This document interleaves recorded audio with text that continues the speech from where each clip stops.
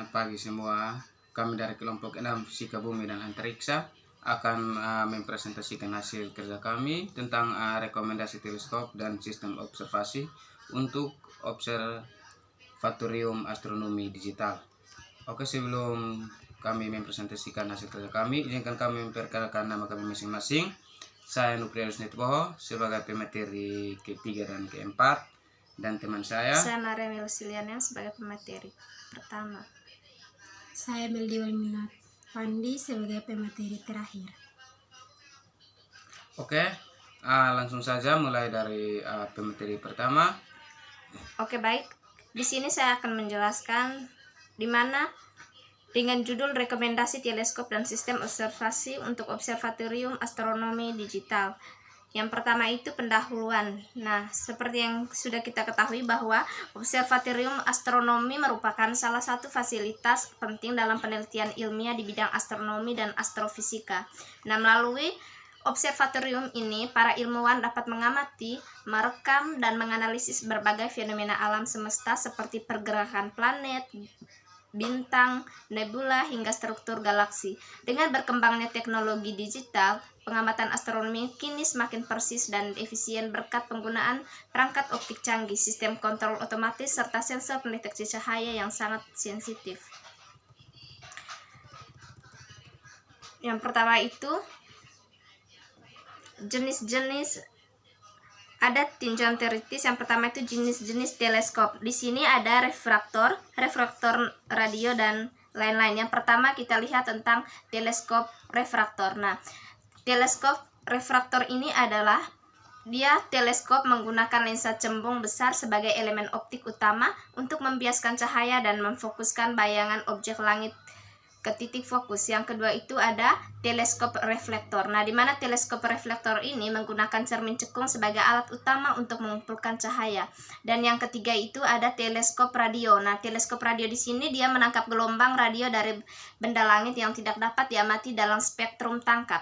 Yang keempat ada teleskop inframerah, di mana teleskop inframerah ini digunakan untuk mengamati radiasi termal dari benda-benda langit. Ini memungkinkan pengamatan objek seperti bintang, bintang muda, awan molekuler, dan galaksi yang tersembunyi di balik debu.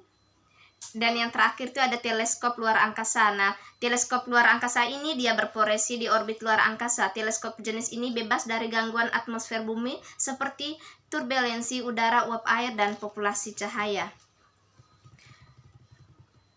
Adapun lighting power, reservoir power. Nah, di sini ada light gathering power atau LGP. Nah, LGP ini menentukan jumlah cahaya yang bisa ditangkap teleskop. Yang kedua itu ada resolving power. Nah, di mana resolving power ini menentukan kemampuan teleskop untuk membedakan dua objek yang berdekatan secara angular. Adapun refraction, diffraction, dan dispersion. Nah, refraction ini atau pembiasan. Nah, perubahan arah cahaya saat melewati medium berbeda. Yang kedua itu ada diffraction atau difraksi. Penyebaran cahaya melewati celah kecil atau tepi aparatur. Yang ketiga itu ada dispersion atau dispersi. Pemisahan cahaya menjadi spektrum warna. Adapun CCD teknologi dan deteksi cahaya lainnya. Yang pertama itu ada CCD, Chair Cold Dave. Nah, perangkat semikonduktor yang sangat sensitif terhadap cahaya. Yang kedua itu ada CMOS atau Complementary Metal Oxide Semiconductor. Nah, alternatif dari OCD ini dengan konsumsi daya lebih rendah dan kecepatan lebih tinggi. Yang ketiga itu ada observasi berbasis darat dan berbasis luar angkasa.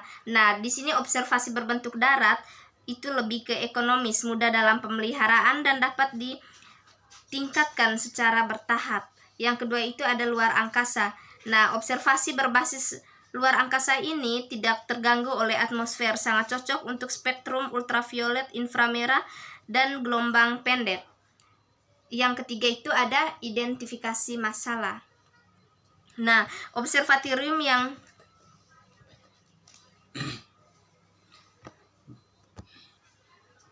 baik, kita akan masuk pada identifikasi masalah.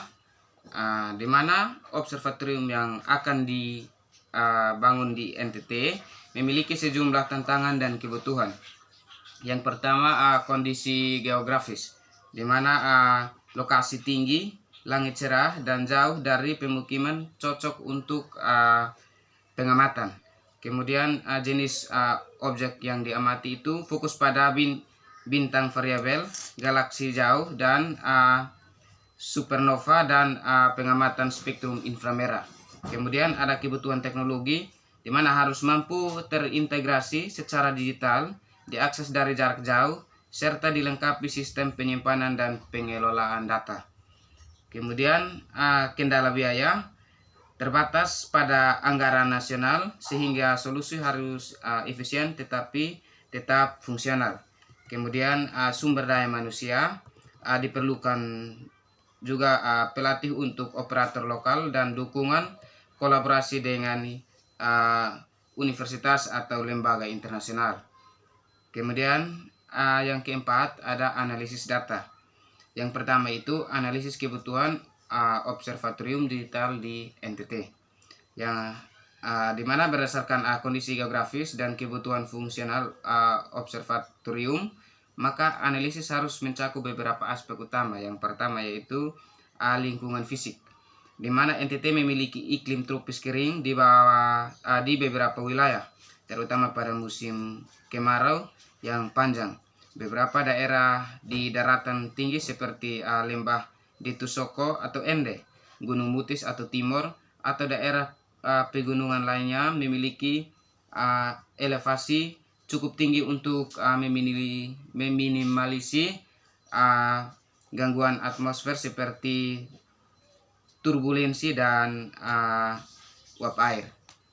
Kemudian kita akan masuk pada yang kedua, kebutuhan ilmiah, di mana fokus pengamatan yang diharapkan meliputi yang pertama evolusi bintang atau bintang variabel dan bintang muda, kemudian struktur galaksi dan supernova, pengamatan eksoplanet dan spektrum atmosfernya, kemudian nebula gugus bintang dan benda langit redup lainnya. Kemudian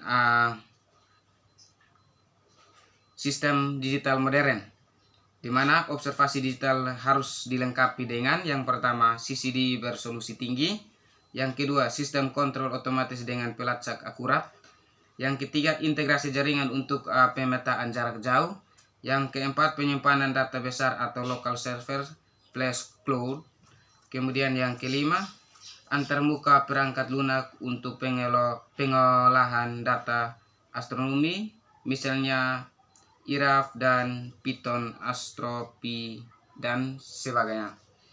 Oke, yang kedua evaluasi jenis teleskop, di mana yang pertama teleskop refraktor, di mana kelebihan dari teleskop refraktor ini sistemnya tertutup atau minim perawatan, kemudian kontras tinggi, cocok untuk pengamatan planet. Kemudian kekurangannya yaitu yang pertama ukuran dan biaya meningkatkan signifikan untuk apertur besar. Kemudian kekurangan yang kedua, aberrasi kromatik menjadi kendala untuk observasi spektrum penuh.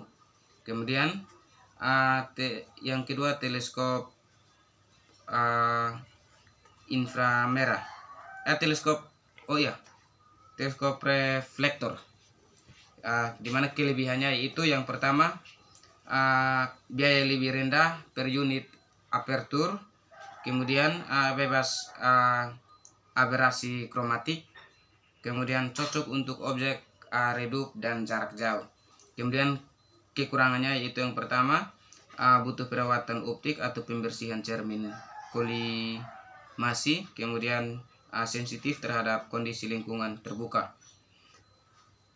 Nah, rekomendasi untuk teleskop reflektor ini yaitu tipe Newtonian atau Cassegrain dengan sistem pelacakan otomatis sangat ideal. Teleskop reflektor dengan diameter 1,5 meter cukup untuk observasi dalam spektrum optik dan mendukung sebagian besar kebutuhan riset astronomi modern. Kemudian yang ketiga teleskop inframerah, Di mana kelebihan dari teleskop inframerah ini yaitu dapat menembus debu kosmik, kemudian ideal untuk pengamatan bintang muda dan eksoplanet. Kemudian kekurangan dari teleskop ini yaitu butuh sistem pendingin, kemudian sangat sensitif terhadap kelembapan. Kemudian rekomendasi dari kami yaitu teleskop inframerah sekunder atau diameter kecil yang dilengkapi pendingin pasif atau sistem cryo cooling, bisa digunakan secara selektif saat kelembapan rendah atau musim kemarau. Kemudian kita akan masuk pada teleskop yang berikut yaitu teleskop radio, di mana tidak direkomendasikan untuk proyek tahap awal ini karena yang pertama tidak sesuai dengan keunggulan langit optik NTT, kemudian infrastruktur yang dibutuhkan sangat besar, kemudian fokus pengamatan saat ini lebih ke spektrum tampak dan inframerah. Kita akan masuk pada poin yang ketiga, sistem pendeteksi cahaya. Yang pertama itu CCD, di mana CCD adalah standar utama dalam astrofotografi dan pengukuran ilmiah karena noise sangat rendah, kemudian sensitivitas tinggi terhadap cahaya lemah, kemudian efisien kuantum hingga 95%, kemudian stabil secara termal dan mekanik. Nah, CCD berwarna atau RGB digunakan untuk pengamatan visual, sedangkan CCD monokrom dilengkapi filter spektral atau WVRI, alpha, dan sebagai berikutnya untuk penelitian ilmiah. Kemudian sistem pendukung, di mana yang pertama komputer kontrol dilengkapi dengan OS real time atau misalnya Linux plus Indiscom, atau yang kedua pelacak otomatis, di mana mounting equatorial atau alt azimuth dengan sistem GTO. Kemudian software pemrosesan, di mana AstroIMAC, kemudian IRAF dan Pixie. Kemudian yang keempat infrastruktur dan penyimpanan data, di mana karena observatorium digital akan menghasilkan data dalam jumlah besar, maka yang pertama server lokal diperlukan untuk penyimpanan jangka pendek, penyimpanan cloud seperti AWS dan Google Cloud atau server institusi untuk arsip. Kemudian yang ketiga backup otomatis dan enkripsi data untuk keamanan dan keberlanjutan. Kemudian yang kelima komparasi observatorium darat vs luar angkasa, di mana observatorium darat dia relatif murah, sedangkan observatorium luar angkasa sangat mahal. Jadi kesimpulan dari materi ini yaitu berdasarkan analisis menyeluruh terhadap aspek teknis, geografis, ilmiah, dan ekonomis, maka dapat disimpulkan bahwa pembangunan observatorium astronomi digital di wilayah NTT merupakan langkah strategis yang sangat potensial dalam mendukung pengembangan ilmu pengetahuan dan teknologi di bidang astronomi di Indonesia. Jadi, pemilihan teleskop reflektor sebagai instrumen utama sangat tepat mengingat kemampuannya dalam mengumpulkan cahaya dan memberikan resolusi tinggi dengan biaya konstruksi yang lebih rendah dibandingkan teleskop refraktor. Dengan diameter minimal 1,5 meter, teleskop ini dapat digunakan untuk mengamatan berbagai objek langit seperti bintang, galaksi, planet, dan fenomena transien seperti supernova atau komet. Sebagai pelengkap, teleskop inframerah kecil juga disarankan untuk memperluas cakupan spektrum pengamatan, terutama untuk objek tersembunyi oleh debu kosmik. Jadi, sistem deteksi berbasis CCD Dipilih karena kemampuannya yang tinggi dalam menangkap cahaya lemah, menghasilkan citra digital berkualitas tinggi, serta mudah diintegrasikan dengan sistemnya komputasi modern. Dukungan perangkat lunak, otomatisasi, dan sistem penyimpanan cloud menjadikan observatorium ini tidak hanya sebagai pusat pengamatan, tetapi juga sebagai pusat dan data dan analisis. Dengan mempertimbangkan langit NTT yang bebas polusi cahaya, kelembapan relatif rendah, serta topografi mendukung, observatorium berbasis darat lebih direkomendasikan dibanding observatorium luar angkasa yang memerlukan investasi dan teknologi sangat tinggi. Jadi secara keseluruhan, rekomendasi ini sangat mengarah pada pengembangan observatorium digital yang efisien, modern, dan berdaya guna tinggi. Dengan implementasi yang tepat, observatorium ini diharapkan menjadi pusat unggulan penelitian astronomi nasional dan menjadi bagian dari jaringan observasi global di masa depan. Sekian presentasi kami dari kelompok 6. Terima kasih. Terima kasih.